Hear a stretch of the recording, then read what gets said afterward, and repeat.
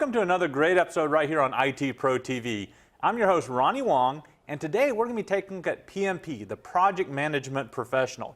We're specifically going to be looking at calculating the critical path method, and who better to help us than Mr. Don Pizzette. Don, how's it going? It is going great, Ronnie. Ready to jump right back into CPM with another example. If you haven't watched it already, we filmed a first example problem where we kind of walked through the whole process of calculating it out, and we used a pretty straightforward project schedule network diagram, the kind that you'll see on most textbooks or whatever. But I wanted to do another example that goes a little more complex, right? Because anybody can do the simple diagrams. When you start adding in a few multiple paths, now you really start to get a challenge. So in this example, we're going to go a little more complex. Let me just bring this up here on my laptop. And similar model to what we saw before, where we had a long path and a short path, but now we've got a cross in the middle. And that's really challenging because what might happen is you might have a critical path that runs across the top, you might have a critical path that runs across the bottom, or you might have a critical path that starts on the bottom and jumps up to the top and comes across like that, a little snake kind of going through the project. So you can really end up with some interesting stuff this way, and it takes a little more work. This one's harder to just look at and guess and be done with. You're going to have to calculate it out. So it makes things just a little more exciting.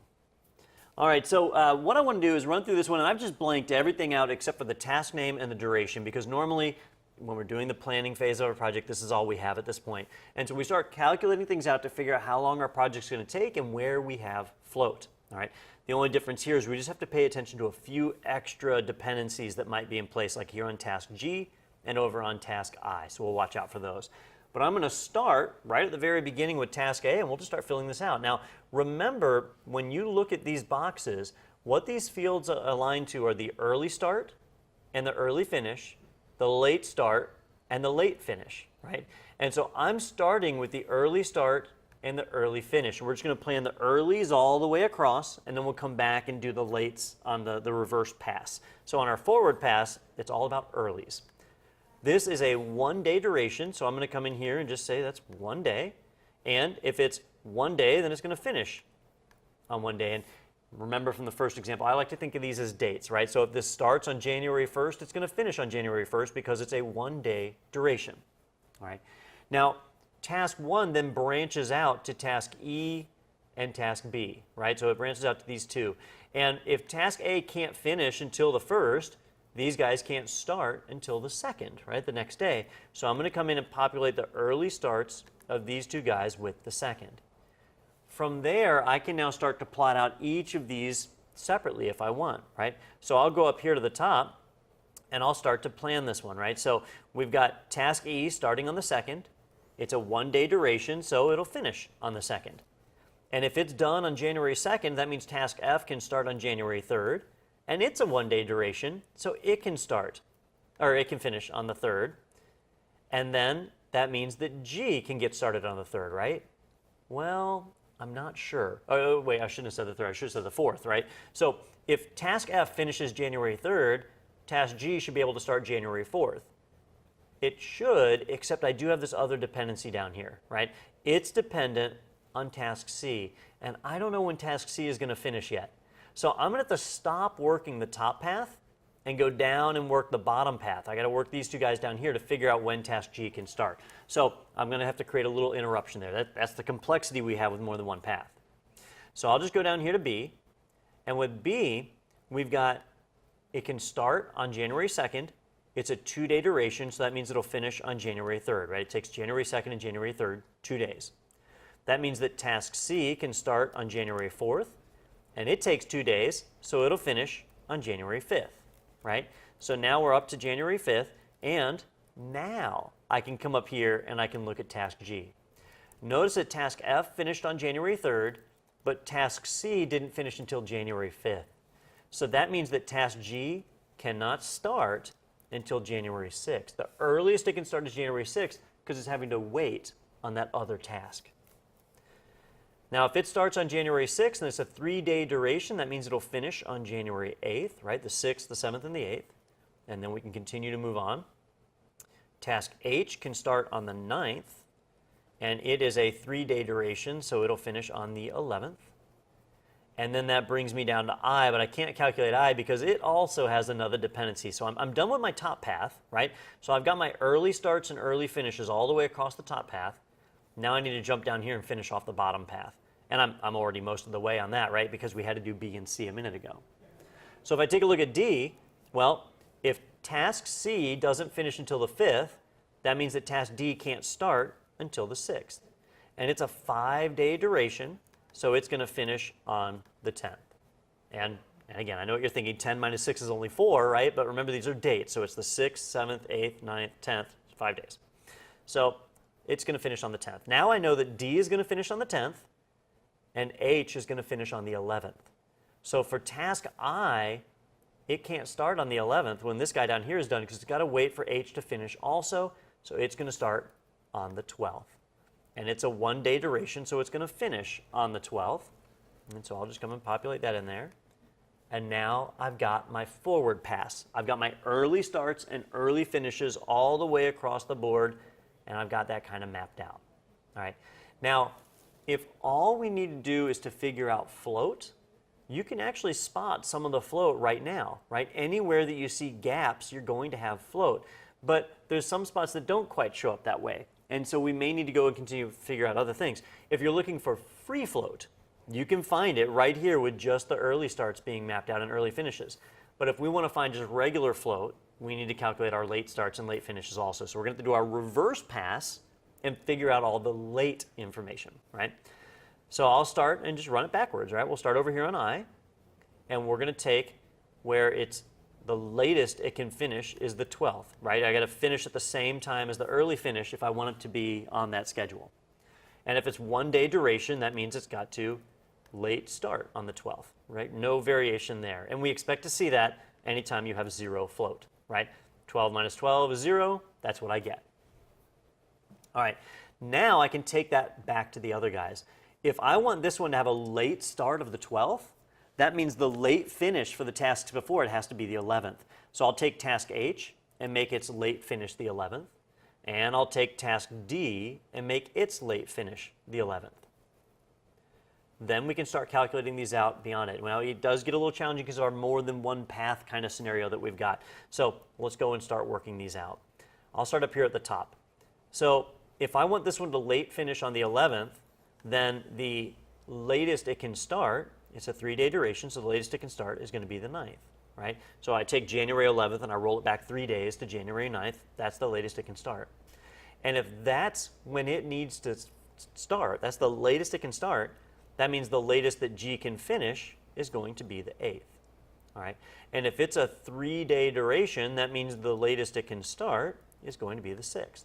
Now notice I calculated that out and I didn't worry about these dependencies, right? And that's because the direction I'm going in, I'm going backwards. And so it only has one dependency going backwards, and that's why I can fill that out right now, all right? But where things get a little weird is going beyond that. If I'm just working out the top path, I can just keep going right across the top path. See how it's a single chain of dependencies going that way? And so for F, if I want it to not bump G, right? The latest G can start is the 6th, so that means the latest that F can finish is going to be the 5th. And it's a 1-day duration, so I'll plop that 5 right there for the late start also. And if it's going to start on the 5th, then the latest E can finish is the 4th. And it's a 1-day duration, so I can plop a 4 right there too. All right? So that was really easy, running across the top. Running across the bottom, well, I've already calculated part of D because I put in that late finish, right? C is the one that's going to be a challenge. Because going backwards, C has 2 dependencies, and I'll have to figure out which one is the worst case scenario to be able to use it, right? But for D, the latest it can finish is on the 11th. And if it's a 5-day duration, that means the latest it can start is the 7th, right? So if it starts on the 7th and we count up 5 days, you end up on the 11th, and that's perfect. For C, if I want task D to start on the 7th, the latest it can start is the 7th, that means C needs to be done by the 6th, right? But I also have this other one up here, and the latest it can start is the 6th. So really the latest that C can finish is going to be the 5th, so that this guy will be able to start on the 6th. Remember, you got to look at both. When you've got a dependency, you've got to look at everybody involved in that dependency. C is tied to G and D, All right, so I've got to look at their late starts and pick the earliest of the late starts. It's kind of mixing a lot of terminology there, but finding the lowest number. All right, so the 6th, that's the lowest number. That means this guy needs to be done by the 5th. And if it's a 2-day duration, that means the latest that it can start is the 4th. And continuing on with that logic, that means for B, it's got to be done by the 3rd for this one to start on the 4th.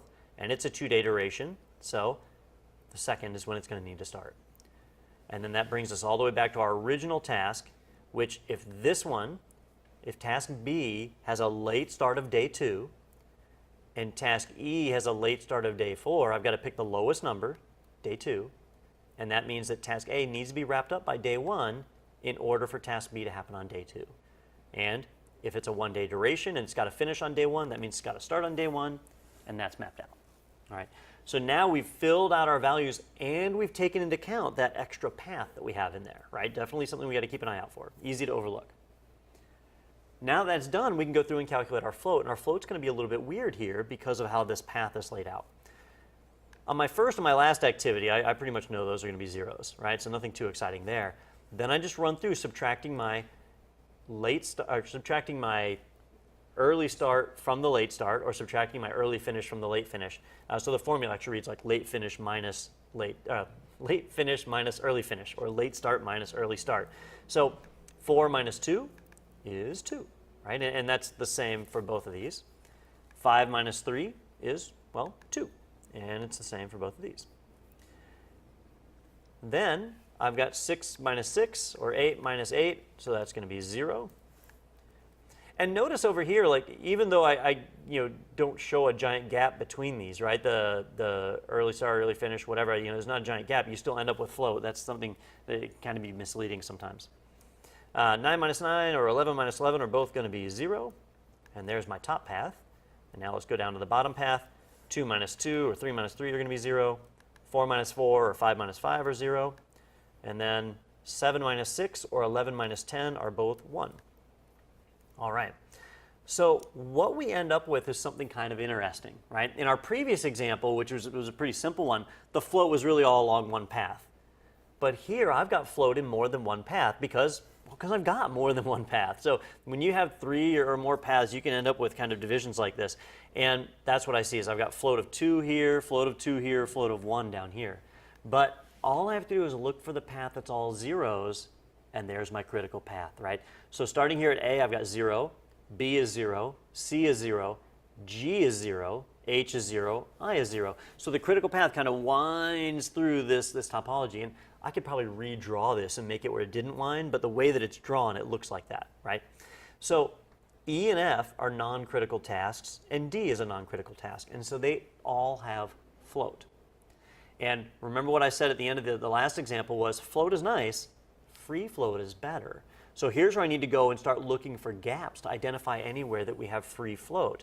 And you can ignore all the ones that have a float of 0. There's only a few that actually have float.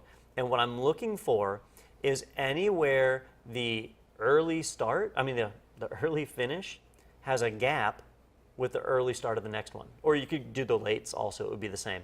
So I see a gap here, 10 to 12. Right? So there's actually a gap here of 2 days, right? The 11th and the 12th, and a gap of 1 day, right? So I need to finish on the 10th, but if I finish on the 11th, this guy can still start on the 12th, right? So there's a gap of 1 day in there, which I have 1 day of float. I already knew that gap was there. But in this case, it's free float because if it delays, no other activity is impacted, right? That's different than task E up here, right? It's got 2 days of float. But if it finishes on the 2nd, activity F can start on the 3rd. But if it finishes on the 3rd, activity F can't start on the 3rd, can it? It's got to move back to the 4th. So activity F is impacted when activity E uses its float. So that's just regular old float. But if you look at activity F, there's a gap. The 4th and the 5th of January are empty in between these two activities. So that's free float. You just look for that gap. Real easy way to spot that, free float. All right. So I've got free float on 2 different activities. I have regular old float here on E. If E gets delayed, F gets delayed, but we don't necessarily impact the rest of the project. If D gets delayed, it's fine. But these other ones, all the critical activities, which unfortunately is most of my project, those can't get delayed. Those are really critical. We got to stay on target. But right there, we just did a forward pass and a backwards pass, and we calculated our float and our free float, and we did it all significantly faster than example 1, right? In example 1, we walked through it very methodically and got a chance to see it, but here we're just applying our knowledge, we're moving faster, and the more you practice with these, the faster you'll get. And what you'll find is you should be able to take the example I gave you and probably in under 2 minutes calculate it out forward and backwards and float. It should be able to go very quickly. If you're not having to explain it like I am, you can move through these things very rapidly, which also means there's room for mistakes. So you do want to double check it and make sure that you did good math. I can be bad with the math sometimes. Yeah, and Don, I think you reminded us in the previous episode that the very fact is that when we calculate that float, regardless of whether we're doing the early finish or late finish, when we actually are calculating, I keep getting the acronyms wrong, but each side should actually be the same. So if you do get different numbers when you're trying to calculate that out, whether you're doing the late or the early, then you know that you probably actually added those numbers up somewhere wrong. So go back, check your math, and that's probably the critical thing for us to do. You notice that we've actually only done fairly simple math at this point. We haven't had to go in and dig out some algebraic equation. We haven't had to do very much, but simply by following that rule, and Don added in a little bit of complexity for us by showing us that some paths can actually end up diverging or taking two different methods there. And what we have to do is watch out for those little gotchas there about how that actually determines our next step. So make sure you pay attention to that. Make sure you watch this episode again. Don, any other methods or any other things that we can actually give as hints for somebody getting ready for the PMP here? Yeah, the big thing is on the exam, they're never going to have you calculate out a whole chart like this, right? Because they know there's a timer, they've kind of built the exam around that. So they're normally going to ask you to look into just one box, right? Not the whole thing. And so stay tuned, because in example 3, we're going to do it a little more like the exam does. We're going to focus in on a particular box and get a chance to see how that works out. So stay tuned for that. You'll definitely want to watch it. All right. Well, thank you again, Don, for showing us that other example and for showing us how to get faster at working at what we need to for the exam. Signing off for IT Pro TV, I've been Ronnie Wong. And I'm Don Pizzette. And I'll see you next time.